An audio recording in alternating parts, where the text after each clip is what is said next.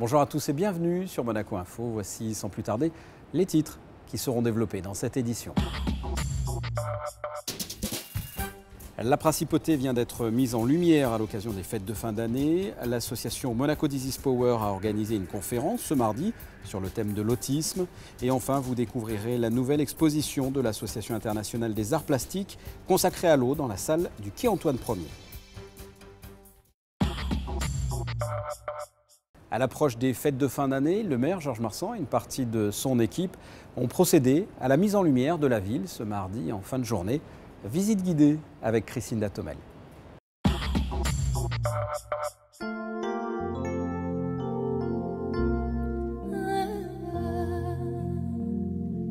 C'est la belle nuit de Noël, la neige étend son manteau blanc. La principauté a revêti ses habits de lumière. Un air de fête règne dans les rues de Monaco.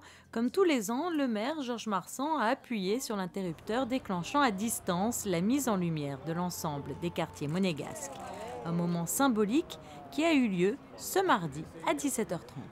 C'est un moment important parce que ça symbolise le début des fêtes de Noël, puisque le village de Noël va être inauguré le 5 décembre, donc ça symbolise vraiment le début des festivités. Au total, 500 décors ornent les rues de la Principauté et 5 km de guirlandes habillent les pins du boulevard Albert Ier sur le port. Par ailleurs, des thèmes différents sont attribués à chaque quartier de Monaco, du rouge et du blanc pour Monaco-Ville et le jardin exotique, du rétro et de l'art déco pour la Condamine et un Noël doré pour la place du Casino et ses alentours, sans oublier les nouveautés de cette année. Il y a des nouveautés puisque sur Monaco-Ville, nous avons changé tous les blasons, rouge et blanc. Il y a des nouveautés également dans le quartier de la Condamine puisqu'il y a de nouveaux motifs rouge et blanc. Et plus symbolique, les deux portes d'entrée, l'une à Saint-Roman, il y a une nouvelle porte d'entrée à Saint-Roman, et nous avons un plafond lumineux à l'entrée de Monaco, côté jardin exotique. Il aura fallu près de 2 mois aux électriciens pour installer ces innombrables illuminations et décorations qui donnent un air enchanteresque à la Principauté. Des illuminations qui s'éteindront le 5 janvier, excepté à Fontvieille, où les lumières resteront allumées jusqu'à la fin du Festival du Cirque. L'association Monaco Disease Power a organisé une conférence ce mardi dans la salle du Ponant, au théâtre Princesse Grace. Le thème, accompagner une personne autiste tout au long de sa vie. Reportage. Accompagner la personne avec autisme tout au long de sa vie, une thématique qui a été largement débattue ce mardi à la salle du Ponant. Psychiatres, pédopsychiatres, neuropsychiatres, avocats et conseillers techniques, tous se sont penchés sur le sujet. L'autisme, un trouble du développement qui altère chez l'enfant dès les premiers mois de la vie ce qu'on appelle la communication sociale, c'est-à-dire la capacité à établir un dialogue corporel, vocal et social. Depuis le début de l'existence, ces enfants n'ont pas ce qu'on appelle des décodeurs sociaux qui marchent comme chez les autres enfants et qui du coup développent difficilement les apprentissages habituels que font les enfants dès ce qu'on appellera les premières années, le langage et puis plus tard la socialisation avec les camarades et les jeux avec les camarades. Et plus tard ces adultes vont être dans l'incapacité, si on ne s'en occupe pas très tôt, là aussi de vivre en société. Donc ils seront naturellement exclus de notre société. Accompagner la personne avec autisme tout au long de sa vie, un thème qui est rarement abordé et pourtant important pour les foyers touchés par cette maladie, la famille étant au cœur du dispositif de soins. La famille est concernée en premier chef puisque certains des enfants ne parlent pas, ne dorment pas du tout depuis qu'ils sont nés. Donc il est important que la prise en charge remette la famille au cœur du dispositif, c'est le sujet de ce soir, de sorte que les aides à l'enfant constitue un gain pour lui, mais que le soutien de la famille lui permette de gagner encore plus sur ces différents handicaps. Alors les conseils, ce sont des conseils tout simples, hein. C'est de réunir autour de l'enfant toutes les possibilités pour qu'ils puissent participer autant que possible à ce qu'on appellera la vie d'un enfant ordinaire, ce qui nécessite beaucoup de courage, de ténacité et puis aussi de soutien de la part des professionnels. Les difficultés sont donc multiples pour les parents, mais la principale difficulté réside malheureusement dans le fait de faire reconnaître que leur enfant est atteint de cette pathologie, car même si les progrès dans le domaine de la médecine sont grands, il existe encore dans la pratique du jeune enfant un hiatus entre la recherche et l'application au quotidien. Cette conférence a également été l'occasion de parler d'un projet cher au cœur de l'association Monaco Disease Power, la Maison d'Amélie. La présentation de ce lieu avec la présidente Muriel Nathalie Laure. La Maison d'Amélie a été inaugurée au mois de juillet dernier. C'était un projet qui tenait à cœur aux membres de l'association. Nous avons souhaité ouvrir un lieu qui serait dédié aux personnes qui accueillent dans leur sein, qui ont dans leur sein une personne qui souffre d'un handicap, je dirais quel que soit le handicap, mental, moteur, trouble psychique. Et c'était un lieu que l'on voulait aménager spécialement pour eux.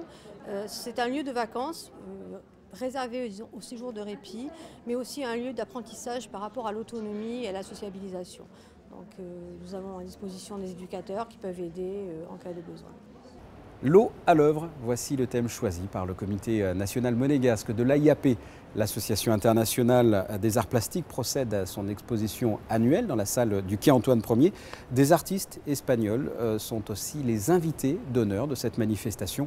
Les précisions d'Élodie Messager. Ils sont très nombreux à répondre. Nous, notre rôle, c'est plutôt la promotion et essayer de donner un espace pour que les artistes montrent ce qu'ils peuvent faire, en étant justement débarrassés de toute autre question commerciale. Donc c'est une fois dans l'année où ils peuvent faire cette expérience. On fait partie de ceux qui leur donnent un coup de pouce pour peut-être un jour vivre pleinement de leur art et d'une manière satisfaisante pour eux. Si ce salon d'art contemporain est un tremplin pour les artistes locaux, le comité national monégasque de l'Association internationale des arts plastiques, placé sous l'égide de l'UNESCO, œuvre également pour favoriser les échanges culturels entre les pays. L'exposition, divisée en 2 parties, fait cette année la part belle à l'art espagnol. On avait créé un pont entre Monaco et Madrid l'année dernière en faisant une exposition des artistes monégasques avec les artistes madrilènes à la Casa de Vaca à Madrid, un lieu célèbre pour ses possibilités d'exposition. Et vraiment, le résultat de cet échange était il faut se revoir. Et donc, le retour, c'est aujourd'hui. Et tout l'intérêt de la culture qui permet de lier des personnes entre elles, de lier des modes de pensée différents. Et puis lorsqu'on regarde les tableaux, on s'aperçoit que finalement, il y a une communauté de réflexion, une communauté d'intérêt. Et vraiment, il y a des choses qui sont très, très, très intéressantes. Pour les artistes espagnols qui participent à cette exposition, pour certains bien connus comme Pedro Sandoval, désigné meilleur artiste lors de la dernière foire d'art contemporain de Madrid, Esartus, ou encore Blanca Cuesta, présenter son travail à Monaco est une belle opportunité. C'est la première fois que j'expose à l'étranger, c'est en fait ma première exposition internationale. Je connais bien Monaco, pour y avoir séjourné en vacances, c'est pour moi un endroit magique. Et être invité en tant qu'artiste en principauté pour y montrer mes œuvres, c'est une grande émotion. Lors de l'inauguration de l'exposition, plusieurs artistes monégasques ont été récompensés par le prix du Conseil national, les prix de la Commission nationale pour l'UNESCO. Le prix du public sera lui attribué à la clôture de la manifestation le 8 décembre. Le 1er décembre, journée mondiale de lutte contre le sida. À cette occasion, plusieurs manifestations sont organisées par Fight Monaco, à commencer par l'opération Test in the City, un test de dépistage anonyme, gratuit et rapide, à peine 10 minutes. Test in the City le jeudi 28 novembre au Jardin d'Apolline du côté de l'îlot Régnier 3. Autre manifestation, la 3e édition de l'opération Courte Pointe. Il s'agit d'un travail artistique sur toile qui rend hommage aux personnes disparues. Ce travail artistique est réalisé par des personnes de Fight Monaco. La plupart d'entre elles vivent avec le VIH. Ces courtes pointes seront déployées sur le parvis du musée océanographique le vendredi 29 novembre à 13 h. Le samedi 30 novembre, l'aumônerie du CHPG organise une veillée de prière à l'église Sainte-Dévote de 19h à 20h pour toutes les personnes concernées par cette maladie. Et enfin, la grande manifestation du jour J, une vente aux enchères dimanche 1er décembre à partir de 19h30 à l'hôtel Méridien Beach Plaza. Plus de 50 œuvres inédites d'artistes de renom seront proposées. Toujours en bref, sachez que le concours d'entrée pour devenir infirmier est actuellement ouvert et ce jusqu'au 26 février. Le dossier d'inscription est à retirer au secrétariat de l'IFSI au centre hospitalier Princesse Grace tous les jours de 8h à 17h30. Quel temps va-t-il faire cette fin de semaine? La réponse avec la météo. À commencer par jeudi, une journée mitigée entre soleil et nuages. Les températures remontent légèrement de 9 le matin à 14 au meilleur moment de la journée. Vendredi, un temps agréable, assez ensoleillé, il fera de 10 à 16 degrés. Samedi, une nouvelle détérioration avec beaucoup de nuages et une tendance aux averses. Les températures de 11 à 12 degrés. Et enfin dimanche, le retour du soleil malgré quelques nuages. Les températures sont proches des normales, comptez 10 à 14 degrés. Ce journal est terminé, merci de l'avoir suivi. Je vous propose de retrouver dans quelques instants un magazine consacré aux îles du Levant, suivi d'une présentation du prochain film proposé par les archives audiovisuelles Le Bonheur d'Assia. À très bientôt, au revoir.